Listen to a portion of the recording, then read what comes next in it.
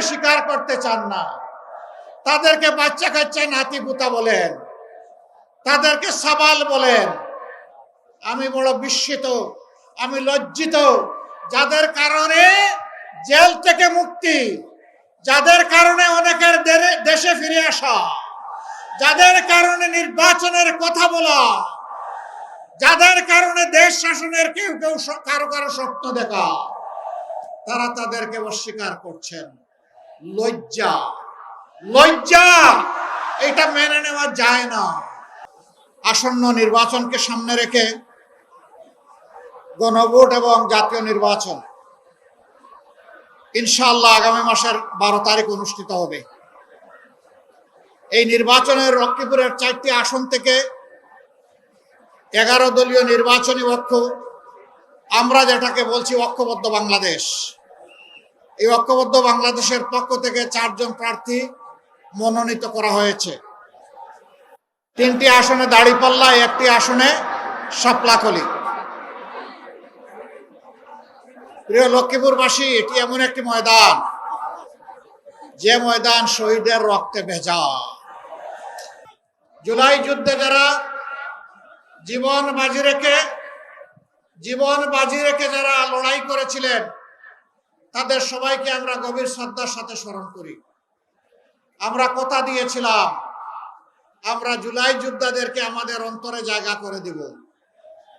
আমরা কথা রেখেছি, আমরা জুলাইকে কবুল করে নিয়েছি। এই জুলাই এসে জনগণকে মুক্তি দিয়েছে। জুলাই এসেছিল বলেই আজকে আমি এখানে দাঁড়িয়েছি। জুলাই হয়েছে বলেই আজকের এই স্টেজ দেখা যাচ্ছে। জুলাই হয়েছে বলেই এই 26-এর 12 ফেব্রুয়ারি ইলেকশন হতে যাচ্ছে। জুলাইয়ের আগে আমরা রাজনৈতিক দলগুলো বহু চেষ্টা করেছি, জীবন দিয়েছি, আয়নাগরের সঙ্গী হয়েছি, জেলে গিয়েছি, পঙ্গু হয়েছি, ঘর বাড়ি ছাড়া হয়েছে, কিন্তু আমাদের নেতৃত্বে পরিবর্তন আসে নাই। পরিবর্তন এসেছে আমাদের সন্তান সন্ততির নেতৃত্বে। কেউ কেউ আছেন এদেরকে স্বীকার করতে চান না, তাদেরকে বাচ্চা কাচ্চা নাতি পুতা বলেন, তাদেরকে সাবাল বলেন। আমি বড় বিস্মিত, আমি লজ্জিত, যাদের কারণে জেল থেকে মুক্তি, যাদের কারণে অনেকের দেশে ফিরে আসা, যাদের কারণে নির্বাচনের কথা বলা, যাদের কারণে দেশ শাসনের কেউ কেউ কারো কারো স্বপ্ন দেখা, তারা তাদেরকে অস্বীকার করছেন। লজ্জা, লজ্জা, এটা মেনে নেওয়া যায় না।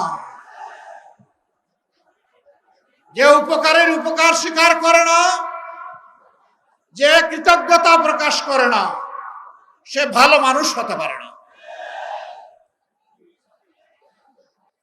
দেশবাসী রাজনীতির পুরানা বন্দোবস্তে দেখেছে, 54 বৎসর দেখেছে, সেই বন্দোবস্ত ফ্যাসিবাদ তৈরি করেছে, মানুষের অধিকার হরণ করেছে, দুর্নীতির স্বর্গরাজ্যে পরিণত করেছে, চাঁদাবাজিতে জনগণকে অতিষ্ঠ করেছে, জনগণের কিনা অস্ত্র দিয়ে জনগণের বুকে গুলি ছুড়েছে। সেই রাজনীতি আমার মা বোনকে ইজ্জত হরণ করেছে। ওই রাজনীতি আবার ফিরে আসুক আপনারা চান? ব্যাংক ডাকাতি করে জনগণের টাকা লুট করে বিদেশে পাচার করা হয়েছে। আপনারা সেই বাংলাদেশ আবার চান? আপনারা পরিবর্তন চান। পরিবর্তন চাইলে ওই যে লেখা পরিবর্তনের জন্য হা। গণভোটে কি বলতে হবে? সিল প্রথম কোনটাতে মারতে হবে? হা বুটে সিল মারতে হবে। আপনারা সবাই হা বুটে সিল মারবেন?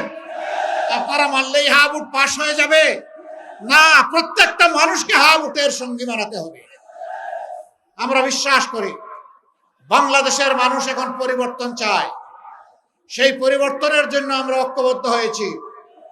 আমরা কথা দিচ্ছি, জনগণের আস্থা যদি আমাদের উপর আসে, আমরা আশাবাদী আসবে ইনশাআল্লাহ। আমরা আস্থার প্রতিদান দেব ইনশাআল্লাহ।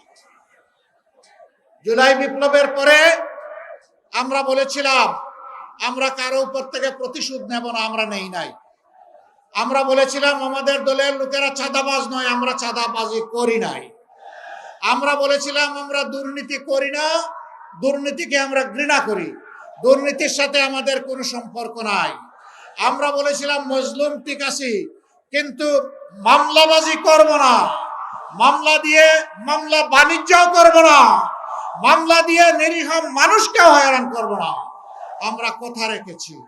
আমরা এবার কথা দিচ্ছি, জনগণ যদি তাদের পবিত্র মূল্যবান ভোট দিয়ে এই জোটকে, এই ঐক্যকে নির্বাচিত করে, আমরা কথা রাখবো ইনশাআল্লাহ। আমরা কি রাখবো? প্রথমত আমরা জাতিকে আর বিভক্ত হতে দেব না।